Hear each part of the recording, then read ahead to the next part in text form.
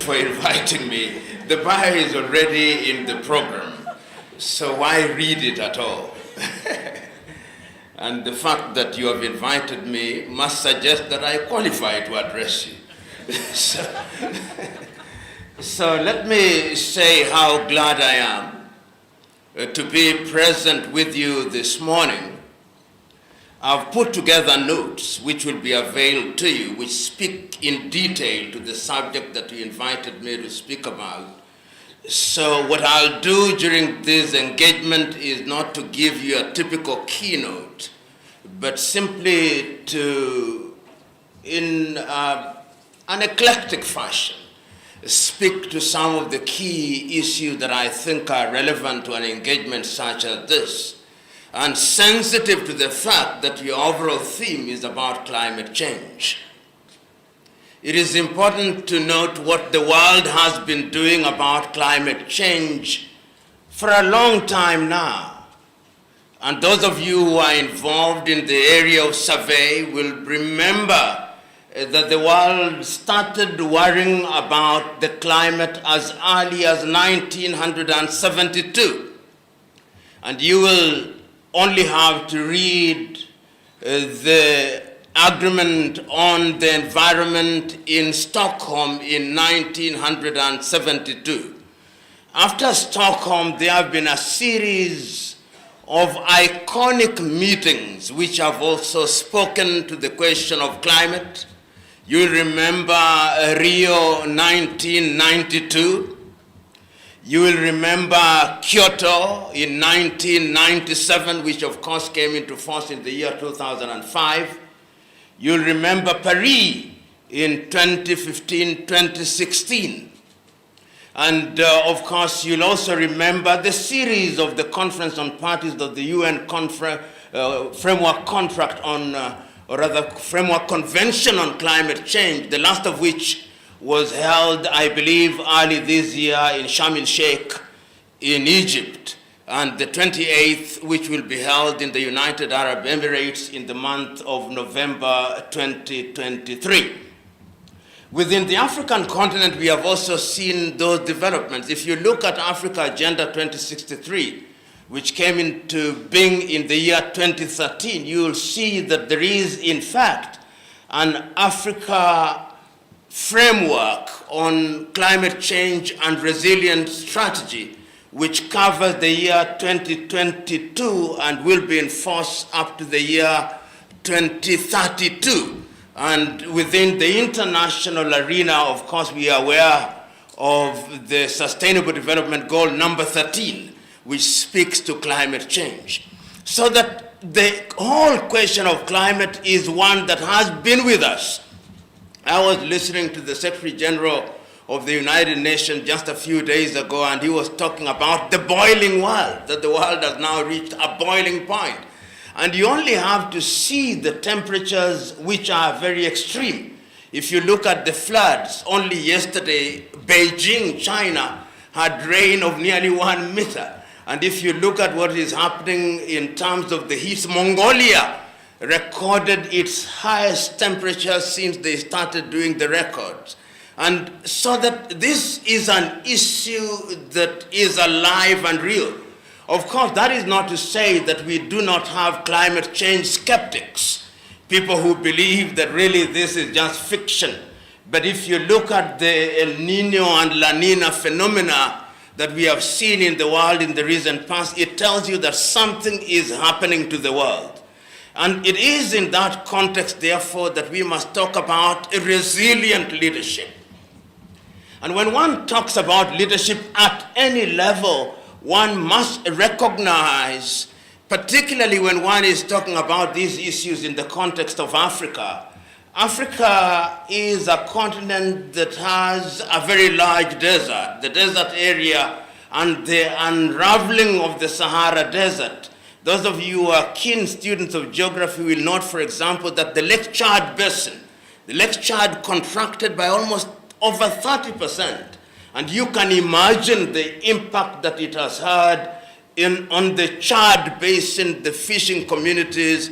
And if you go down south in the Namib Desert, And if you look at quite a number of areas which have marginal lands, the world is really going through a very difficult phase. Which then calls into question, what are we doing at the level of leadership, at the level of research?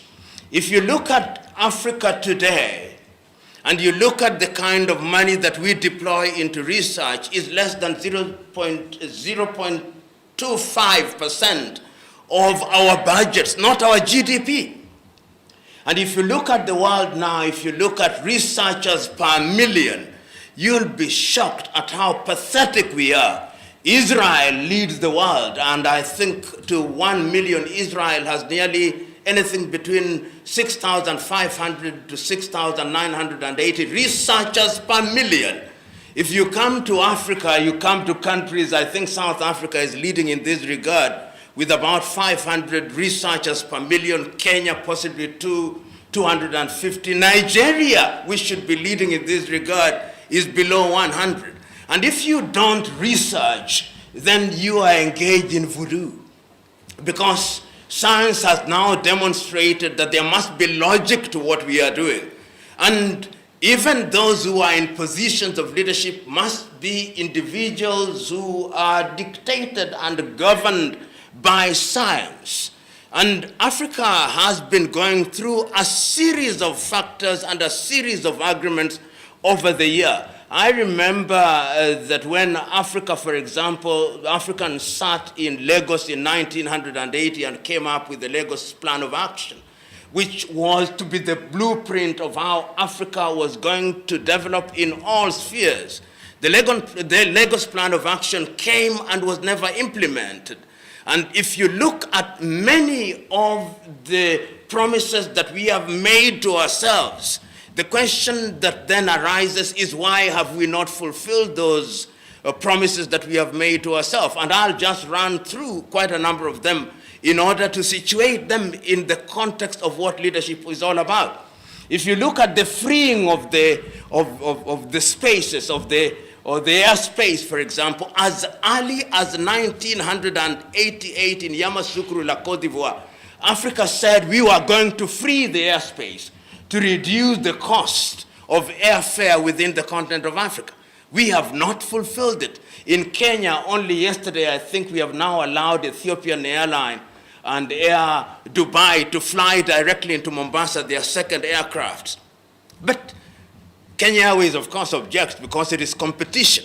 And I'm saying, why don't we achieve this? Because there is no shortage of declaration that we have made. If we had implemented Yamoussoukro, you can imagine what would be happening in terms of trade.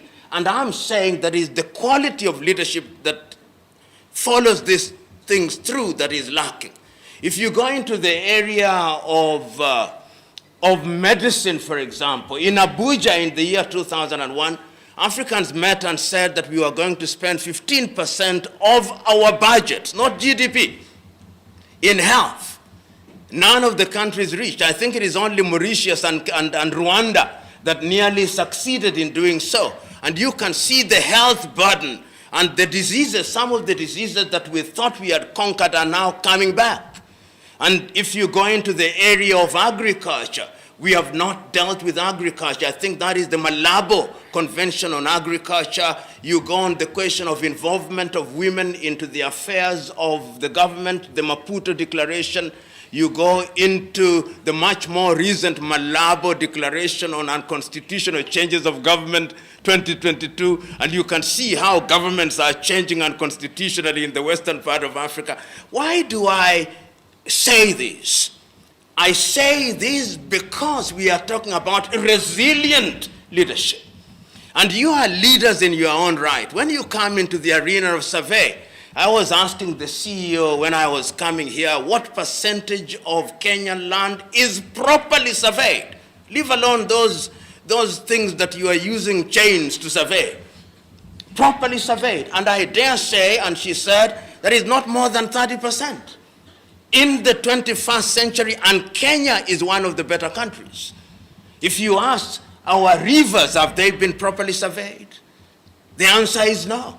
If you ask both our territorial, on the farmer terra, on the land, the kind of survey, the land tenure systems that we have here. And we have some of the most convoluted tenure systems in this continent. If you go to Western Africa, you'll find Western and Central Africa, you have ancestral land. If you go to Uganda, they still are grappling with Mairo land. And the tenure systems in the Baganda Kingdom, in the Bunyoro Kitara Kingdom, in the Toroem, is totally different from the tenure system that you'll find in Jinja, for example, or Kampala, for example. And when you are getting into survey, there are cultural issues that stand in your way. When we were doing the Constitution, you'll remember that some of the things that we grappled with was whether we should have communal tenure systems for forest dwellers like the Ogiek, for example. My good friend here talked about the Kaya, the traditional issues. How do you deal with them? You talked about Dongo Kundu. And all these issues that we are dealing with are standing in the way of our realization of the fuller potential of the utilization of land, because land is a major factor of production. And if that major factor of production is not dealt with in a manner that is modern or accommodative of the modern realities, then the development that we talk about is hampered in many ways. And once again, one may ask, how does leadership and resilience come into play? And I'll be able to contextualize. You are surveyors, you are land valuers, and you have all the professions that are present here under your umbrella body.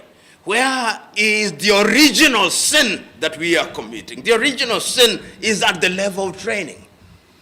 How are we training people at our universities and institutions of learning? If you go to many African universities, if you go to the universities in this country that train people in the survey department, the equipment is as old as when I was at the university, which is over 30 years ago. In other words, you are using things that are completely outmoded, competing with the Koreans who have gone into the realm of technology. You are competing with the Chinese, you are competing with the Europeans, you are competing, these are the people that you are competing with. If you look at current developments, for example, in an area that is germane or relevant to your own profession, look at the infrastructure that is being undertaken by the Chinese across the continent of Africa. How are you involved? When they were doing the expressway in Nairobi, how many of you were involved? Was your association involved? Were Kenyan engineers involved? Were Kenyan valuers involved? No. You are busy dealing with petty stuff, eating the crumbs while the dinner is on the table. This is the situation in which you find yourselves. And that is not only true of Kenya, it is true in all countries. I'm told they are my friends here from Nigeria. If you go to the development that are taking place in Abuja, who is doing the work? If you go to the beautiful roads that are found in Akwa Ibom, in Uyo, in Akwa Ibom, who is doing the roads? If you go to the roads that are being done in Lagos, if you go to the railway that is being done in between Addis and Djibouti, if you go to the road that is being done between Hargeisa and Barbara, who is doing them? If you go to the developments taking place in Juba or the development taking place in Kinshasa or in Botswana, who is doing them? It is not you African professionals. What you African professionals and we African professionals are doing, we are engaged in little surveys in rural Kenya or rural Africa, planting beacons. This is what we are doing. In other words, we are not playing in the big league. And if we are not playing in the big league, what it means is that we are not controlling our development. Today, if I ask you surveyors, particularly this institution, who should know the location of the fiber optic that runs subterraneanly in the Indian Ocean, you do not know. You have no idea. If I were to ask those who are here in Mombasa, where the cables in respect of all these things are running, you do not know. In other words, we are not in control. And if you are not in control, you cannot determine the agenda. Today, and my good friend, the lecturer there, will be talking about artificial intelligence. We are now in the realm, she'll tell you, we are now in the realm of the 4th industrial revolution, segueing into the 5th industrial revolution. Those of you who are training now as surveyors and land valuers, we are going to have equipment which will take care of the work that 100 of you are doing. In other words, in the next 10 years, you'll be irrelevant. You'll be dinosaurs. Your training will have no meaning. And the question is, how do you make sure that you remain relevant? Because we are going to bring in equipment here which we do not make. You know, sometimes when I hear computer scientists in Africa saying, I'm a computer guru, I say, which guru? Which guru are you? Because whose computer are you using? Says, I'm an expert on the internet. Whose internet? I'm an expert on cloud computing. Whose cloud? You are not in control. You can be switched off like this. Until the day that we are in charge, somebody says, I have a Twitter account, I have a WhatsApp account, which is encrypted from end to... Who has encrypted it? That you have so much faith in it. I'm on Instagram. I'm on YouTube. Uber, being controlled from San Francisco in the United States of America.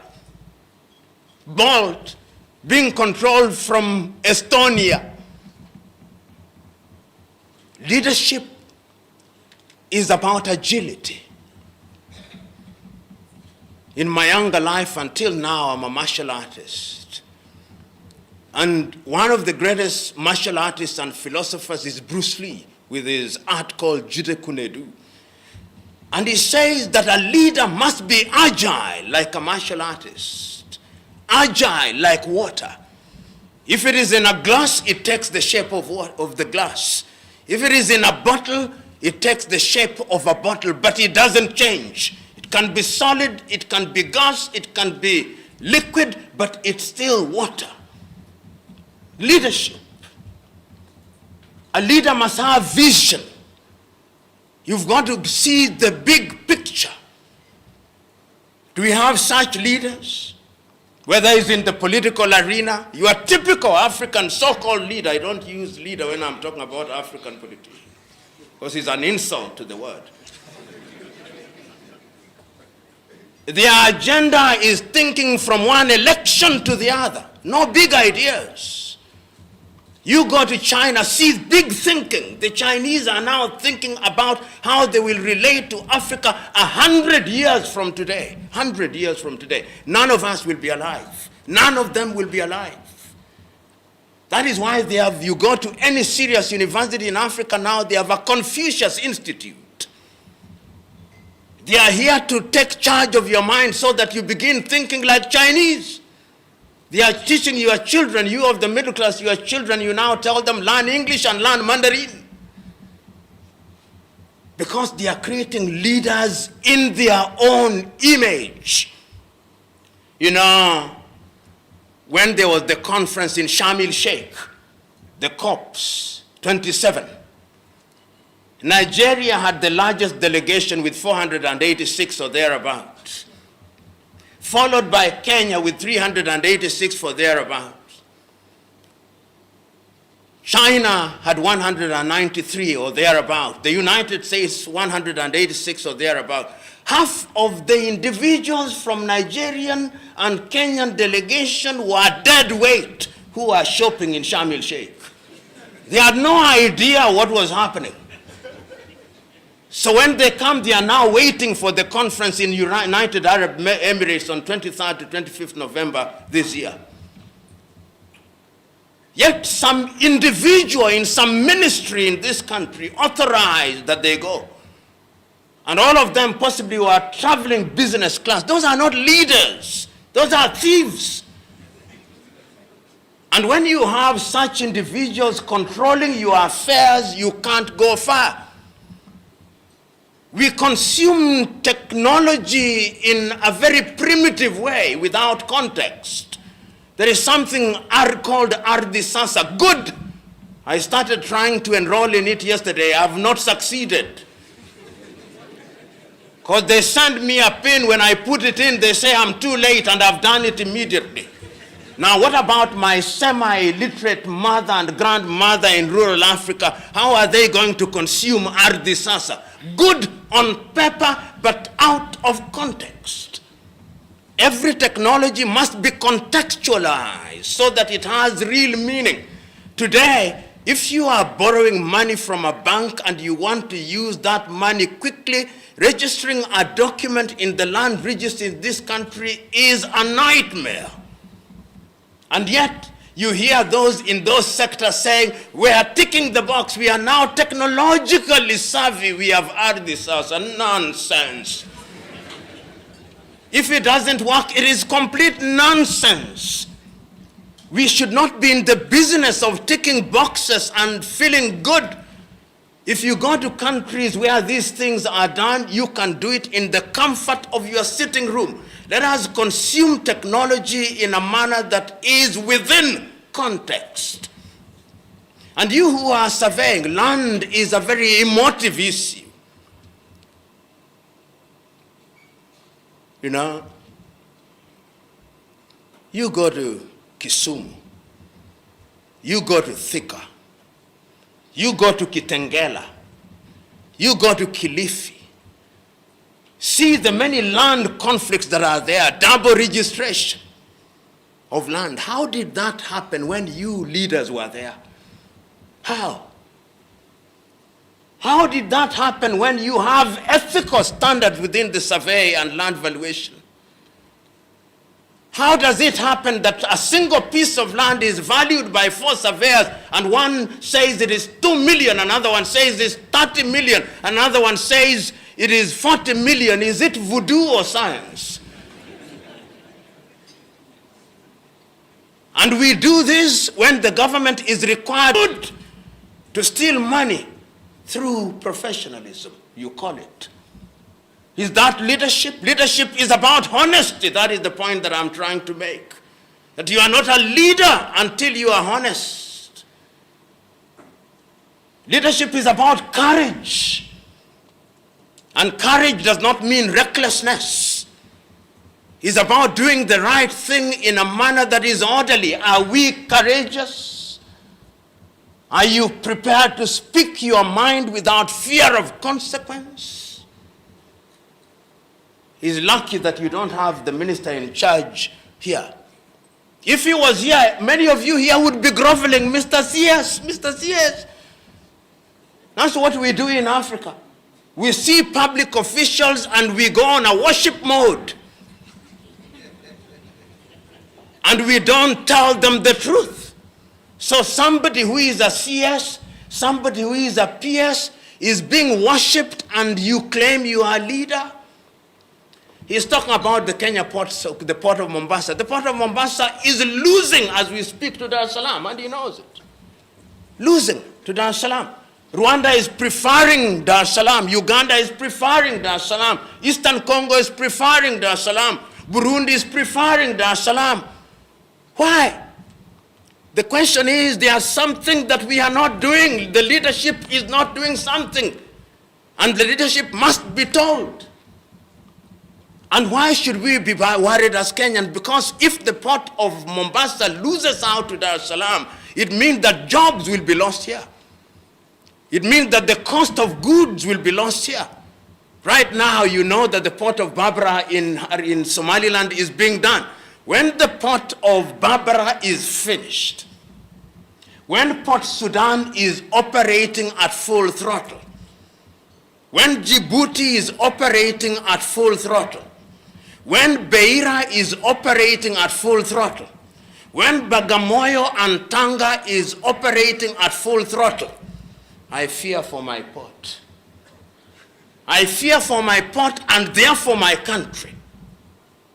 So one of the things that leadership in East Africa should be thinking about, and I know they are, because I've looked at their plan, is an integrated African approach, East African approach, so that there is no negative competition between Mombasa and Bagamoyo or any other port, or the inland port that we are now doing in Kisumu, in Kindu Bay, in Fort Portal, in Mwanza, and all those. And all this is about leadership. Leadership is about foresight and intergenerational.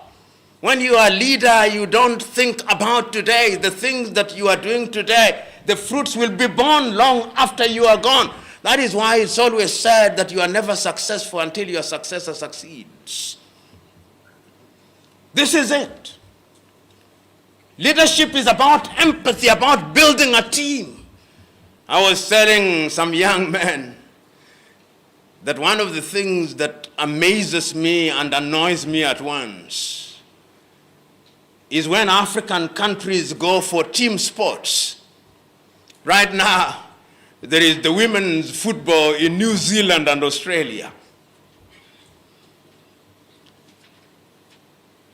And when African countries score a goal and lose, the newspapers in Africa report that African team has done very well. They scored a goal. But I thought people went there to win. When an African team reaches the quarterfinals of the World Cup, we say, oh great, for the first time an African team has reached the quarterfinal. You would think that the African teams were human beings playing with angels. What point am I trying to make? A good leader creates a team, a champion team. And a champion team will always beat a team of champions. A team of champions is a group of individuals who all have talent but are each playing for their personal glory. That is why in Africa you see Africans only do well in individual sports, not in team sports. Kukimbia tu hivi, wanashinda hivi. Kwa kuwa one man's glory, anakimbia kabisa, tunavunja marekodi kabisa. Lakini kuja kwa kandanda, basi. Kuja kwa kandanda, hatuko. Kuja kwa netball, hatuko. Kuja kwa mpira wa kikapu, hatuko. Team sport, hatuko. Why?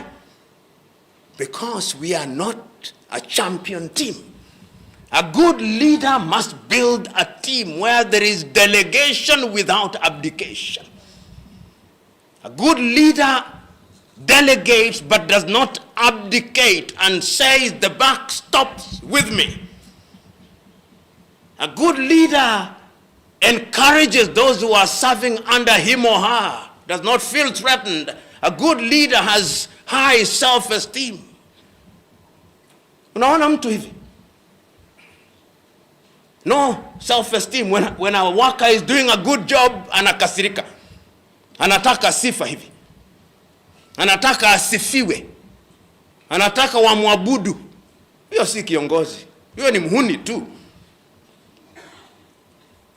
So, when we are in a forum such as this, and as I worry about this continent, Chinua Achebe, writing in his book, The Trouble with Nigeria in 1983, says something that applies across Africa. He says of Nigeria, and I dare say of Africa, the problem is simply and squarely one of leadership at all levels. At all levels. Any country you go to, and I visit all of them, most of them, I've visited 50 of them across this continent. Watu wanajiita viongozi hivi. When you hear what they are saying, watu wanapyora tu. Maneno machafu tu, viongozi. And they call themselves leaders. Somebody said that we are an agricultural country, are we? When in my rural home we are eating fish from China next to the lake, are we? When we are importing chicken feed from Brazil, are we? When the potatoes we are using at Kenchik, which is an American company we import from Egypt, are we agricultural? Are we? When we have no maize, we are importing maize from Brazil and the United States of America of the last 7 harvests, which is meant for cows. Are we agricultural? When we are still depending on rain-fed agriculture and we are waiting for little Israel to come and teach us how to irrigate, are we an agricultural country? Complete since 1963 with a Ministry of Agriculture? Leadership.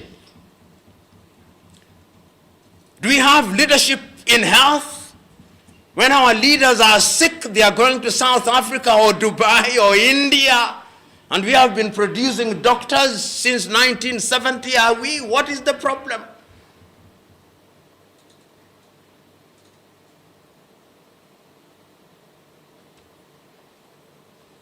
You'll shortly be going for tea. I want you to look at the items that you are consuming there. 50% of them are not from Kenya. Even the paper you are writing on is made in China. Leadership. Uongozi ndilo tatizo katika kila mahali. Kama una uongozi basi hakuna popote unapoenda. Ndio tatizo kubwa la Afrika. Na sisi ambao tunajiita wataalam. Sisi si wataalam. Sisi ni wataalam uchwara tu. Sisi ni wataalam uchwara tu. If you look at our curriculum that we are using to teach, whether it's in law, whether it's in engineering, whether it's in survey, as I said a little earlier, students in Korea would go to a museum to look at those things. What then is, what must we do? How must we train our young leaders? The saying is that if you did not know when the rain started beating you, you will not know when it stopped beating you. We know where it started beating us. As professionals, as a university student, I remember in those younger days in 1981, the class that was admitted to join the School of Engineering, and they were surveyors, there were only 23 of them. And most of them were actually sponsored by companies. The linkage between industry and the university was intimate. Today, there is no intimacy between industry and universities. Students of electrical engineering were sponsored by Kenya Power and Lighting. I remember the apprentice system, whether in law or in agriculture. I'm being told now, no students want to be enrolled in agriculture. Sometimes you have an agriculture graduate who, if you brought a goat and a sheep, he would not know the difference between them because he has never gone to the farm. So where do we start? We start with the policy level, policy at the education level, because policy formulation is what gives birth to law. And when you have law, implementation. There is something that President Paul Kagame does in Rwanda, which I love. Every other time he brings all his senior officers and he tells them, tell us what you are going to do. And after a while, he brings them back, tell us what you did, publicly. And if you doubt me, you go to Kigali, Rwanda, see. I went in Kigali before the genocide and after the genocide. You see what has happened. Leadership that is focused, that makes demand. Leadership by example. We talked about time here through the chair as I conclude. I've had opportunity to serve in 3 major public institutions. And I don't tell people to come to work at 8. No, I'm in the office at 6. When you are in the office at 6 and the official reporting time is 8, people will come at 7. Because they say, sasa amekuja mkubwa, ashakuja asubuhi saa 12, sasa mimi nimechelewa hivi. You are telling people to come at 8 and you are coming at 10. And then you leave after 2 hours. Then you tell them to come. Leadership must be by example. By example. I love what the President of the Republic of Kenya did and said yesterday. He said, wewe ni mtu wa aina gani huyu? Umeandikwa na fedha za umma, waziri, mkuu wa idara, umekuja, umechelewa. Umechelewa ukifanya nini wewe? The only thing that the president didn't do, which I wish he did, was to sack the individuals immediately. Waende nyumbani huko wakakae wakachelewe huko. Perhaps it's good to forgive them on day one. But you can see that is how you inject discipline into the arena. And the beauty is that I'm talking to you who are leaders in your own right. And each one of you has your own style. But the style of personal example, nothing is greater than that. A leader must be respectful. And I conclude with that. Lazima uheshimu watu. Lazima uheshimu watu ambao unawaandika. Ukipata mtu ambaye, you know, there is a film that I want you to watch. It's called Gandhi. It's by Sir Richard Attenborough. It dramatizes the life of Mahatma Gandhi. It's the story I tell you, then I sit down. And the scene is at the ashram. And on that particular day, the wife of the Mahatma has been scheduled to clean the toilets. And she does not. And the Mahatma comes back and asks, why are the toilets not cleaned? Says, but I was scheduled to clean them, I'm your wife. And the Mahatma says, all the more reason. He almost becomes violent. And then the wife says, Kastuba, there's a book written about her called Kastuba, says, Babuji, I'll clean the toilets. And the Mahatma tells her, you either clean the toilet with joy or not at all. When he was then interviewed by Margaret Bockright of Life, he said, when all is said and done, perhaps the most important person is the toilet cleaner. Have you ever imagined that?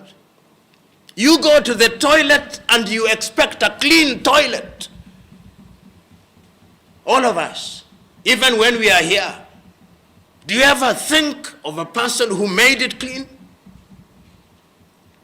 We are going to consume tea here. You expect clean cups. Do you ever imagine who cleaned the cups? Respect to the smallest. He who is greatest amongst you must be your servant. In Africa, leadership is about mbwembwe na vingora. Viongozi wakija, mbwembwe na vingora. If a Kenyan cabinet minister was to enter here, you see a bunch of individuals, wide-chested, twice my size, coming and pushing everybody. Unauliza tatizo gani? We have invited the fellow, we are not just about to harm him.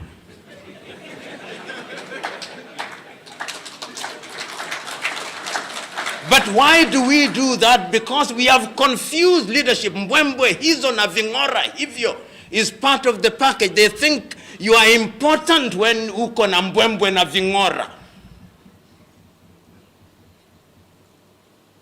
Leadership is about simplicity. Simplicity is the highest form of sophistication.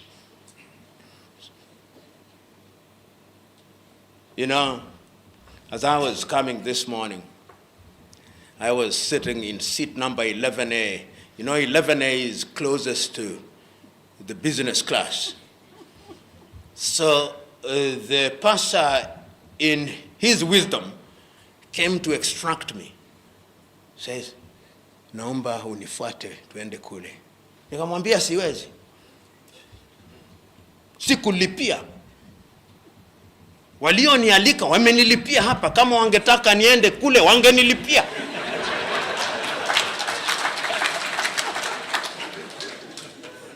Sasa tofauti ya kwamba watanipa taulo moto huko na kikombe wakinipa chai, huko anatupa vijikaratasi tu kama vitu vya vitoto huko kwa economy.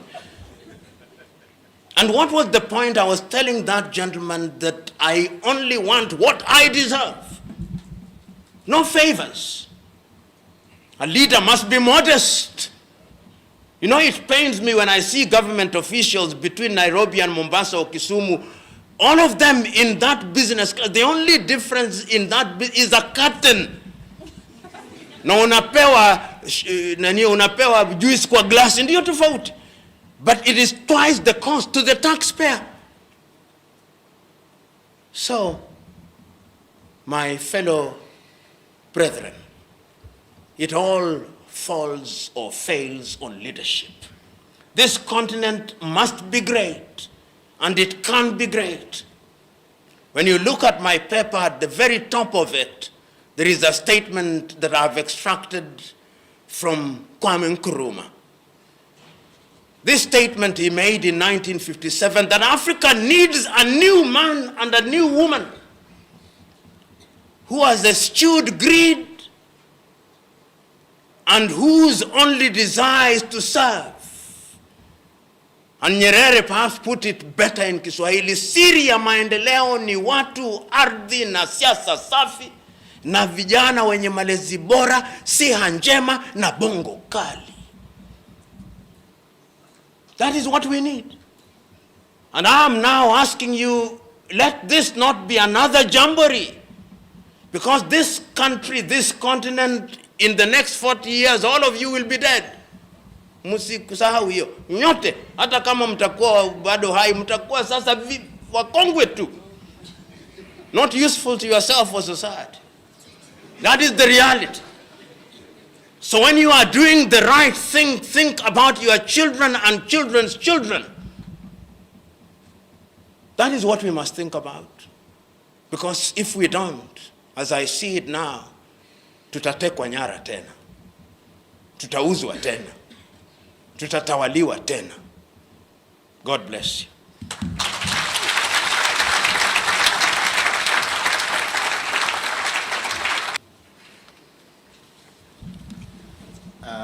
Thank you very much,